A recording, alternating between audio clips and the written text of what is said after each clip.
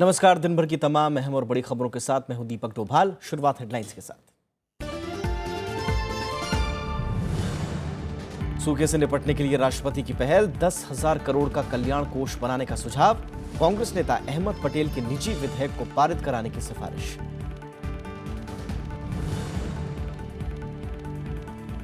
पश्चिम बंगाल में हिंसा पर चुनाव आयोग सख्त, लापरवाही बरतने वाले अधिकारियों के खिलाफ कार्रवाई की चेतावनी।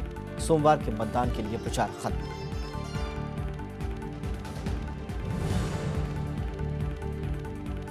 संसद में गूंजेगा उत्तराखंड का मुद्दा। कांग्रेस का राज्यसभा में चर्चा और निंदा प्रस्ताव का नोटिस। बागी विधायकों के मुद्दे पर सोमवार को हाईकोर्ट में सुनवाई।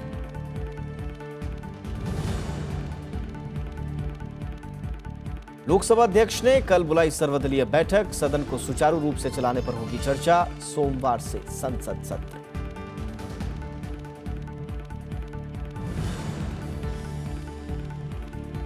और ऐतिहासिक पेरिस जलवायु समझौते पर भारत ने किए दस्तखत। 174 और देशों ने दी मंजूरी। ग्रीन हाउस गैसों के उत्सर्जन में कमी लाने के लिए विकसित और विकासशील देश मिलकर करेंगे काम।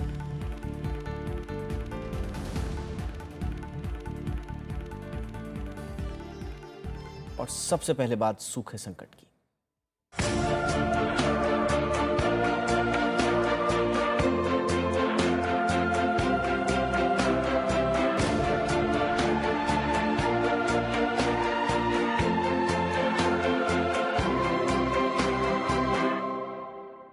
राष्ट्रपति प्रणब मुखर्जी ने एक निजी विधेयक पर विचार करने की सिफारिश की है। इस विधेयक में शुष्क, रेगिस्तानी और सूखा पीड़ित इलाकों के किसानों को राहत मुहैया कराने और 10,000 करोड़ रुपए के शुरुआती धन से कल्याण कोष बनाए जाने की बात कही गई है।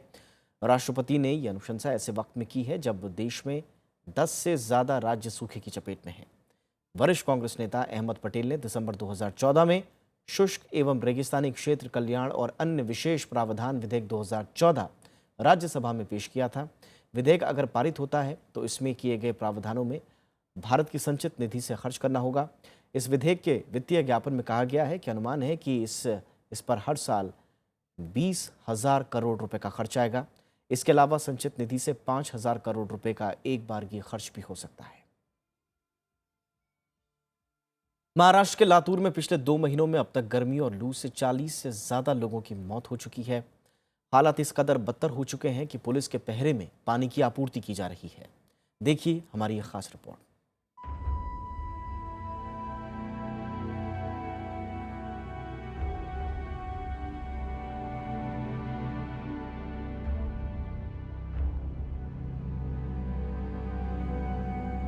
आज कुछ भी नहीं है ना। पहले मिलता था खाना में, ये सब पूरा हो जाता था। अब कुछ नहीं मिल रहा। चारा नहीं जानवर को, ये नहीं है, पानी नहीं पीने को। 4-5 घंटे बैठना, घर में जाना, करना, सुबह जो पानी का धड़ धड़ धड़ धड़ करने का, पानी नहीं है पीने का। महाराष्ट्र के लातूर समेत ज्यादातर इलाकों में इन दिनों यही हाल है। पानी के लिए लोगों को हर रोज घंटों पसीना बहाना पड़ रहा है। समस्या इतनी विकराल हो चुकी है कि अब पानी पर भी पहरा लगा दिया गया है। राज्य में अब तक गर्मी से 45 लोगों की मौत हो चुकी है। मरने वालों में वो मासूम बच्चे भी शामिल हैं जो पानी की तलाश में जिंदगी हार गए।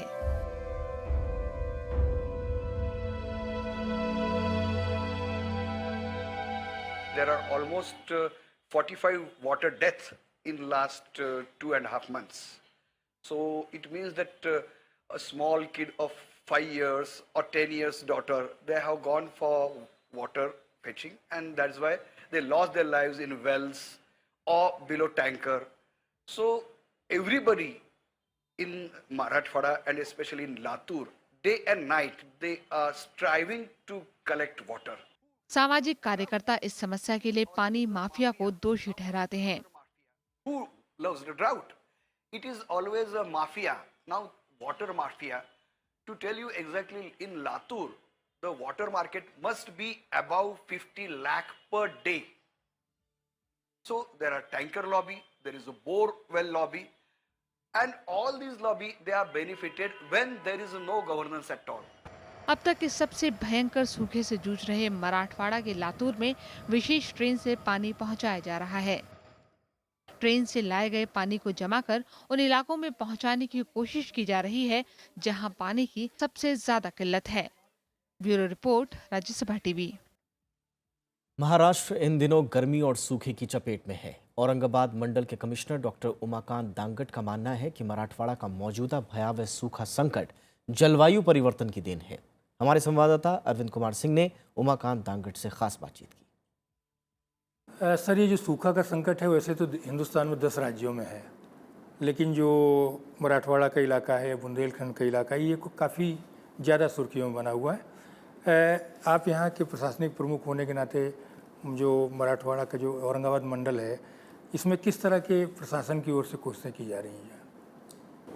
मराठवाड़ा संभाग में पिछले 5 सालों से क्लाइमेट चेंज की वजह से किसानों को बहुत परेशानी हो रही है, बात सही है। And basically this is happening because of climate change.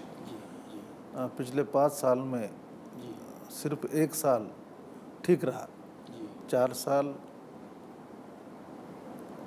बारिश जो है यहाँ की वो एवरेज से बहुत कम हो गई है। अभी तो ऐसी स्थिति पैदा हुई है कि सरफेस वाटर जो है वो ओनली 3% ही है और ग्राउंड वाटर भी दिन ब दिन नीचे जा रहा है।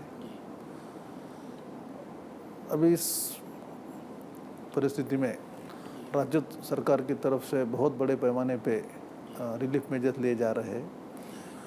अभी हमारे संभाग में 8 जिले आते हैं और इन 8 जिलों में करीब 3000 टैंकर के माध्यम से हम लोगों को पानी का उपलब्धता बना के रखे हैं। राज्य सरकार ने रेलवे मंत्रालय से विचार विमर्श करके रेल से पानी का भी इंतज़ाम किया है। करीब 350 किलोमीटर मिरज सिटी है, वहाँ से अभी डेली रेल के माध्यम से करीब 25 लाख लीटर पानी आने की सुविधा हमने बना रखी है।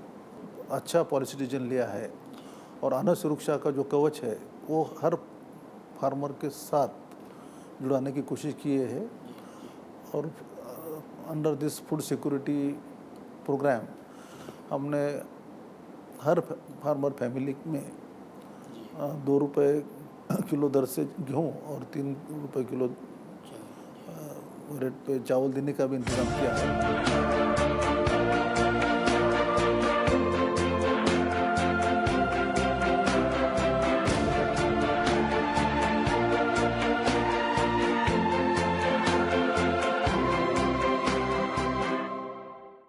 अप्रैल महीने में ही जून जैसी गर्मी से लोग बेहाल हैं।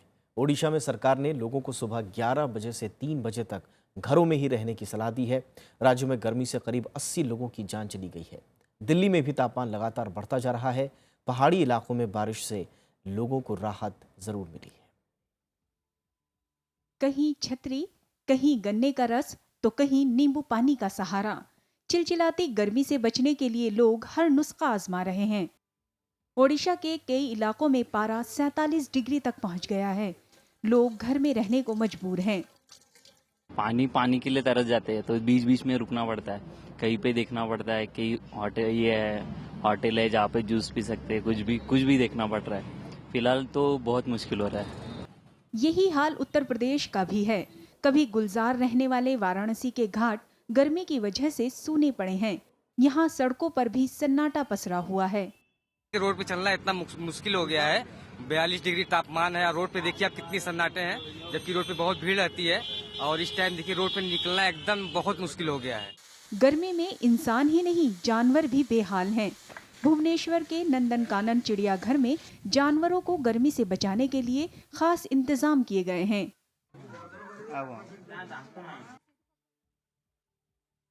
वहीं नागपुर के चिड़ियाघर में पशु पक्षियों के लिए कूलर लगाए गए हैं। चिड़ियाघर में जो पंछी हैं उनके लिए भी कूलर लगाए हैं और ऊपर से उनको नेट भी, ग्रीन नेट जो है वो लगाई है। शेरों के लिए अपन ने वहाँ पे टैंक्स जो है, पानी की टैंक्स लगाए हैं ताकि उनका जो बॉडी टेम्परेचर है वो नॉर्मल रह सके। राजधानी दिल्ली का भी कुछ ऐसा ही हाल है। झुलसा देने वाली गर्मी से बचने के लिए लोग कहीं पेड़ की छांव का सहारा ले रहे हैं तो कुछ पानी का। दिल्ली में पारा 40 डिग्री तक पहुंच गया है। अप्रैल के महीने में मंथ में इतनी गर्मी नहीं होती थी जितनी की अब की बार पड़ी है। देश के कुछ राज्यों में अप्रैल में ही पारा 45 के पार पहुंच गया है। महाराष्ट्र के विदर्भ इलाके में जबरदस्त गर्मी पड़ रही है, तो आंध्र और तेलंगाना में भी गर्मी उफान पर है। मौसम विभाग की माने तो अभी गर्मी और लू से राहत नहीं मिलेगी। Bureau report, Rajya Sabha TV. संसद का आगामी सत्र सोमवार से शुरू हो रहा है। कांग्रेस ने जहां उत्तराखंड मुद्दे को जोर शोर से उठाने के लिए राज्यसभा में नोटिस दिया है, वहीं कई पार्टियां सूखे का मुद्दा भी उठाएंगी। सरकार ने कहा है कि वो सभी मुद्दों पर चर्चा के लिए तैयार है। लोकसभा अध्यक्ष सुमित्रा महाजन ने रविवार को सर्वदलीय बैठक बुलाई है। बैठक में संसद के आगामी सत्र को सुचारू रूप से चलाने के तौर तरीकों पर विचार होगा। सर्वदलीय बैठक से पहले ही कांग्रेस ने राज्यसभा में नोटिस देकर उत्तराखंड में राष्ट्रपति शासन के मुद्दे को जोर शोर से उठाने का ऐलान कर दिया है। राज्यसभा में विपक्ष के नेता गुलाम नबी आजाद ने प्रश्नकाल स्थगित कर इस मुद्दे पर चर्चा का नोटिस दिया है। गुलाम नबी आजाद के अलावा सदन में कांग्रेस के उपनेता आनंद शर्मा ने निंदा प्रस्ताव लाने का नोटिस दिया है। दोनों ही नोटिस में केंद्र पर उत्तराखंड की निर्वाचित सरकार को अस्थिर करने का आरोप लगाया गया है। सरकार ने सभी मुद्दों पर चर्चा की बात कही है, लेकिन उत्तराखंड पर सरकार भी आक्रामक दिख रही है। संसदीय कार्य राज्य मंत्री मुख्तार अब्बास नकवी का आरोप है कि कांग्रेस कम से कम 88 बार राष्ट्रपति शासन लगा चुकी है, इसलिए उसे पुराने सवालों का जवाब देना होगा। जिन मुद्दों पे भी कांग्रेस चर्चा करना चाहती है, कोई और चर्चा करना चाहता है, हम हर मुद्दे पे चर्चा के लिए तैयार हैं। लेकिन एक बात उन्हें समझ लेना चाहिए कि चर्चा होगी तो उनका बदनुमा इतिहास सामने आएगा और उस इतिहास का बदनुमा आईना उनको दिखाया जाएगा।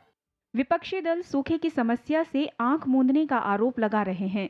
इसे लेकर भी राज्यसभा में नेता विपक्ष गुलाम नबी आजाद समेत कई नेताओं ने नोटिस दिया है। सीपीआई ने तो सूखे पर चर्चा के लिए सर्वदलीय बैठक बुलाने की भी मांग की है। वहीं सरकार जीएसटी समेत सभी अटके बिलों को पारित कराने की कोशिश करेगी। सत्र 13 मई तक चलेगा। Bureau report, Rajya Sabha TV.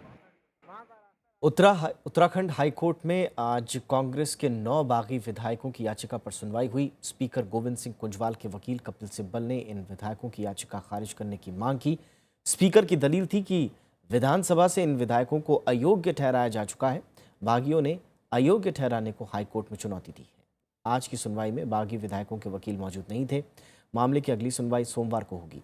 बागी विधायकों ने शुक्रवार को सुप्रीम कोर्ट में भी याचिका दी थी। It is most unfortunate that today, when the date was fixed with the consent of both parties, that the petitioners' counsel did not land up.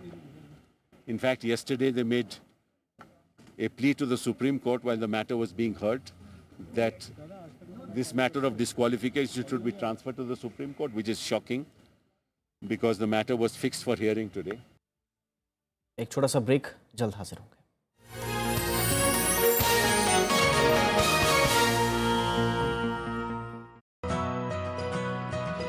किताब के इस एपिसोड में हम लोग बात करेंगे विजयदान देथा के कहानी संग्रह दुविधा और अन्य कहानियां पर। बहुत से विद्वानों ने बात कही है कि बगैर अतीत को पकड़े, बगैर अतीत को समझे भविष्य नहीं है। ये भी किसी ने कहा है कि अगर तुम अतीत पे गोली चलाओगे तो भविष्य तुम पर तोप से गोले बरसाएगा। लोक कथाओं से जोड़ देने पर हम एक तरीके से किसी को एक ऐसे प्राचीन अंदाज में देखने लगते हैं जिसमें आधुनिकता नहीं आती है, जबकि बिज्जी में तो कूट कूट के भरी है। मशहूर लेखक विजयदान देथा का कहानी संग्रह दुविधा और अन्य कहानियां। देखिए किताब सिर्फ राज्यसभा टीवी पर।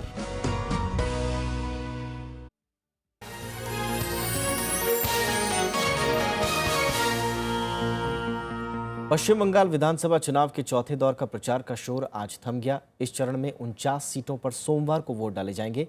इस दौर में कुल 345 उम्मीदवारों की किस्मत दांव पर है। चुनाव आयोग को उम्मीद है कि मतदान शांतिपूर्ण रहेगा और ज्यादा से ज्यादा लोग मताधिकार का इस्तेमाल करेंगे। पश्चिम बंगाल में अब चौथे दौर की बारी है। इस दौर में 49 सीटों पर मतदान होना है।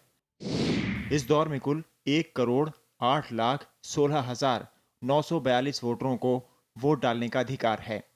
इनमें से 55,74,190 पुरुष और 52,24,395 महिला वोटर हैं। 18,245 सर्विस मतदाता हैं, जबकि 112 अन्य श्रेणी के मतदाता भी अपना वोट डाल सकते हैं। इस दौर में कुल 345 उम्मीदवारों की किस्मत का फैसला होना है, जिनमें से 40 महिला उम्मीदवार हैं। इनमें तृणमूल कांग्रेस के 49, कांग्रेस के 12, सीपीएम के 24, बीजेपी के 49 उम्मीदवार शामिल हैं। सबसे ज्यादा 15 उम्मीदवार हावड़ा उत्तर विधानसभा सीट पर हैं, जबकि सबसे कम 4 उम्मीदवार दमदम हारोआ, मीना खान, बशीरहाट उत्तर और माध्यम ग्राम विधानसभा सीट पर किस्मत आजमा रहे हैं। चुनाव आयोग ने इस दौर में निष्पक्ष और शांतिपूर्ण मतदान के लिए अतिरिक्त सुरक्षा बलों की तैनाती की है। इस दौर के मतदाता 12,481 पोलिंग स्टेशनों पर अपना वोट डाल पाएंगे। आयोग ने 14,353 ईवीएम मशीनों की व्यवस्था की है। इस बार 680 मशीनों में वीवीपीएटी की सुविधा भी मतदाताओं को मिलेगी। प्रशासन और तृणमूल कांग्रेस के बीच सांठ-गांठ के विपक्ष के आरोपों को देखते हुए चुनाव आयोग सतर्कता बरत रहा है। आयोग ने चौथे दौर के मतदान से 3 दिन पहले दक्षिण 24 परगना के डीएम पीबी सलीम और एसपी तन्मय चौधरी को हटा दिया है। सलीम की जगह अवनिंद्र सिंह को डीएम का कार्यभार दिया गया है, जबकि तन्मय रॉय चौधरी की जगह ई अनप्पा को जिले का एसपी बनाया गया है। आयोग ने इनके अलावा भी कई अधिकारियों का तबादला किया है। Bureau report, Rajya Sabha TV. Paschim Bangal में चुनावी हिंसा पर चुनाव आयोग ने सख्त रुख अपनाया है। आयोग ने कहा है कि अगर अधिकारी हिंसा रोकने में असफल रहते हैं तो उनके खिलाफ कड़ी कार्रवाई होगी। आयोग ने पुलिस समेत दूसरी एजेंसियों को निष्पक्ष और शांतिपूर्ण मतदान के लिए काम करने का निर्देश दिया है। आयोग ने कहा है कि चुनाव के दौरान हो रही हिंसा पर निगरानी रखी जा रही है और दोषियों के खिलाफ कड़ी कार्रवाई की जाएगी। पश्चिम बंगाल में तीसरे दौर के मतदान के दौरान सीपीएम के एक कार्यकर्ता की हत्या कर दी गई थी। राज्य में चुनाव से पहले और बाद में भी हिंसा की कई वारदातें हुई। डीएमके प्रमुख एम करुणानिधि ने आज से चुनाव प्रचार की शुरुआत कर दी है। उन्होंने चेन्नई में एक बड़ी रैली की और सत्ताधारी एआईएडीएमके पर कई आरोप लगाए। करुणानिधि ने कहा कि जब राज्य के लोग बाढ़ से पीड़ित थे तो राज्य सरकार से उनको कोई मदद नहीं मिली। करुणानिधि ने कहा कि डीएमके ने हमेशा लोगों के कल्याण से जुड़ी योजनाएं बनाई हैं। तमिलनाडु विधानसभा चुनाव के लिए डीएमके ने कांग्रेस और दूसरे दलों के साथ गठबंधन किया है। और इस वक्त हमारी संवाददाता कृति मिश्रा जुड़ चुकी है हमारे साथ, उनका रुख करते हैं। कृति, किस तरह से चुनावी सरगर्मियां हैं, क्योंकि हालांकि ये पहले से तय था कि करुणानिधि का कार्यक्रम आज से वो चुनाव प्रचार की शुरुआत करेंगे, लेकिन अगर डीएमके की बात की जाए तमिलनाडु की पॉलिटिक्स में, ये बार बार कहा जा रहा है कि करुणानिधि बीमार हैं, एक तरह से स्टालिन को उनकी सौंपी गई है उनकी विरासत, लेकिन क्या डीएमके मजबूत दिख रही है इस बार या गठबंधन का कुछ फायदा होगा उसे?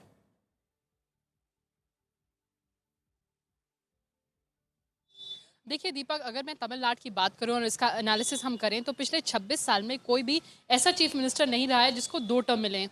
तो जयललिता का जहां पूरी कोशिश यही है कि उनको इस बार भी फिर से वो सत्ता पे काबिज हों, तो डीएमके के लिए बहुत ज़रूरी है कि वो उनको रोके। अगर 2014 के लोकसभा के पोल्स की बात करें तो यहाँ पर आपने देखा था कि डीएमके का क्या हश्र हुआ था और वो एक भी सीट नहीं जीत पाई थी। तो डीएमके के ऊपर अब ये बहुत बड़ा भार है कि वो किस तरह से आने वाले चुनाव में अच्छा प्रदर्शन करे।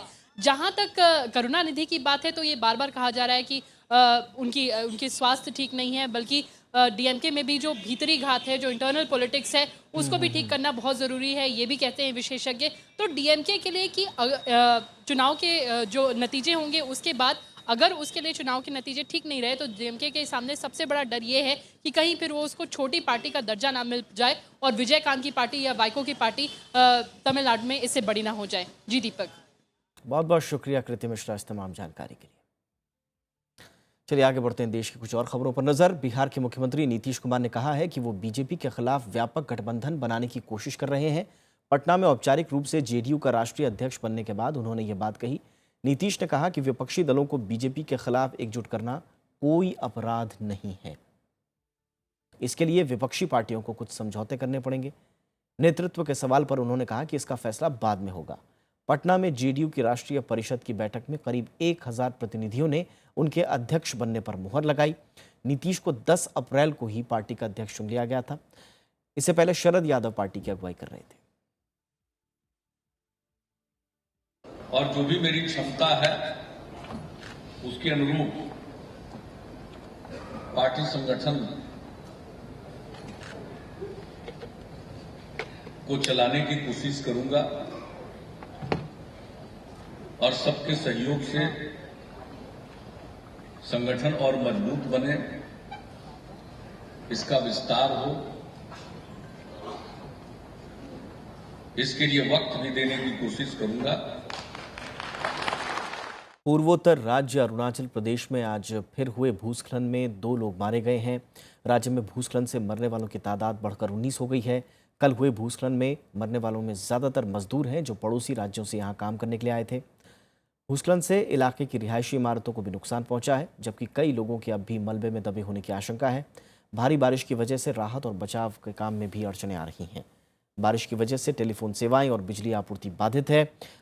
इस काम में तेजी लाने के लिए एनडीआरएफ की टीमों को लगाया गया है। तवांग के अलावा अंजाव, चांगलांग, पूर्वी सियांग और निचले सुबानसिरी जिले में भी भूस्खलन और बाढ़ से बुरी तरह से क्षति की खबर है। मुख्यमंत्री कालिखो पुल ने हादसे में मरने वालों के परिजनों को 4-4 लाख रुपए और घायलों को 2-2 लाख रुपए मुआवजा देने का ऐलान किया है। इस बीच केंद्रीय गृह राज्य मंत्री किरण रिजिजू ने पीड़ित इलाकों का दौरा कर ताज़ा हालात का जायजा लिया। ऑड इवन की कामयाबी पर सवालिया निशान लगने के बाद सरकार ने 6 सदस्यों की समिति बनाई है। समिति स्कूलों के खुलने और गर्मी की वजह से ऑड इवन पर पड़ने वाले प्रभाव का आकलन करेगी। सीएनजी स्टिकर की जांच के लिए भी विशेष अभियान चलेगा। क्या ऑड इवन का दूसरा चरण विफल हो रहा है? दिल्ली के परिवहन मंत्री गोपाल राय के बयानों से कुछ यही आभास हो रहा है। सरकार का मानना है कि गर्मी की वजह से इस बार ट्रैफिक ज्यादा है। लोग निजी वाहनों के साथ टैक्सियों का ज्यादा इस्तेमाल कर रहे हैं। जनवरी में सर्दी और स्कूल बंद होने से ट्रैफिक कम था। पिछली बार जो गर्मी ठंडक का मौसम था तो लोग पैदल भी चले जाते थे। लोगों ने नॉन एसी बस भी यूज कर लिया, ऑटो में भी बैठ गए, बाइक पे भी बैठ के चले गए। बट इस बार जो अभी जून की गर्मी है अप्रैल के महीने में, तो ये जो हीट है, जो टेम्परेचर है, इसका भी इफेक्ट पड़ रहा है उस साइकोलॉजी पर। हालांकि दिल्ली सरकार के आंकड़े बताते हैं कि 74 में से 55 जगहों पर PM 2.5 का स्तर 60 से नीचे रहा, यानी प्रदूषण कम हुआ है। लेकिन केंद्रीय प्रदूषण नियंत्रण बोर्ड का कहना है कि ऑड इवन से प्रदूषण में गिरावट नहीं आई है। जानकारों का भी मानना है कि कारों पर अंकुश लगाने भर से प्रदूषण नहीं घटने वाला। इसमें पॉल्यूशन पे कोई इफेक्ट नहीं पड़ा है। जिन जगहों पे ज़्यादा पॉल्यूशन था वो आज भी है, ऑड इवन के रहने के बावजूद भी। ऑड इवन को लेकर जनता की राय भी बटी है। कुछ लोग मानते हैं कि सिर्फ ट्रैफिक में कमी आई है, तो कुछ इसे प्रदूषण घटाने वाला भी मान रहे हैं। पोल्यूशन में तो मेरे को कोई ज़्यादा फर्क मुझे लगता नहीं है। हो सकता है क्योंकि गर्मियाँ हैं इसलिए, लेकिन ट्रैफिक में हाँ ज़रूर मुझे लगता है कि थोड़ा बहुत डिफरेंस है। इतनी भीड़ नज़र नहीं आती है सड़कों में। पोल्यूशन में तो कोई फ़र्क नहीं है, सिर्फ फ़र्क पड़ा है थोड़ा सा ट्रैफिक कम होता है। जो पहले आधा 1 घंटे में पहुंचते थे अब 15-20 मिनट में पहुंच जाते हैं। दिल्ली में 30 अप्रैल तक ऑड इवन का दूसरा चरण चलना है। ऑड इवन पार्ट 2 में ट्रैफिक से निजात तो ज़रूर मिली है, लेकिन प्रदूषण की समस्या जस की तस बनी हुई है। वाकई सरकार प्रदूषण को लेकर गंभीर है तो उसे पॉल्यूशन की जड़ तक पहुंचना होगा। अनु दीवान के साथ मोहम्मद फातेह टीपू, राज्यसभा टीवी, दिल्ली। भारत समेत 175 देशों ने ऐतिहासिक पेरिस जलवायु समझौते पर दस्तखत कर दिए हैं। तेजी से बढ़ते तापमान में कमी लाने के लिए सभी देश मिलकर काम करेंगे। एक दिन में किसी अंतर्राष्ट्रीय समझौते पर इतने देशों के एक साथ हस्ताक्षर का ये नया रिकॉर्ड है।